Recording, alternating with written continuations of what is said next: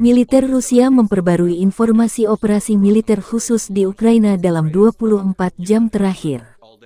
Juru bicara militer Rusia Letnan Jenderal Igor Konashenkov, tanggal 18 November menyebut operasi ofensif pasukan Rusia menghasilkan pembebasan wilayah Opitnoye, Republik Rakyat Donetsk.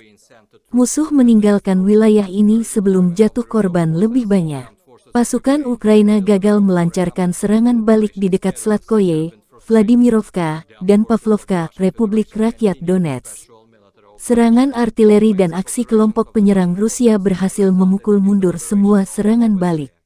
Unit militer Ukraina menyebar dan didorong kembali ke posisi awal. Musuh kehilangan lebih dari 100 personel Ukraina, 1 tank, 3 kendaraan tempur infanteri, 2 pengangkut personel lapis baja, dan 7 kendaraan bermotor dihancurkan, kata Konashenkov dikutip Tribun Timur. Konashenkov merilis secara total, 333 pesawat terbang dan 177 helikopter, 2.522 kendaraan udara tak berawak militer Ukraina dieliminasi.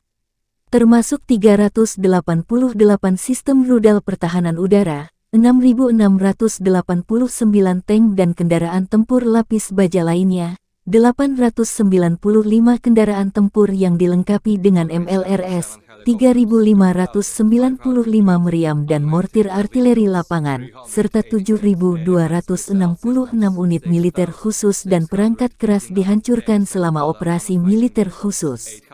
Dari kubu Kiev, Kementerian Pertahanan Ukraina melansir 350 prajurit Rusia tewas dalam 24 jam terakhir.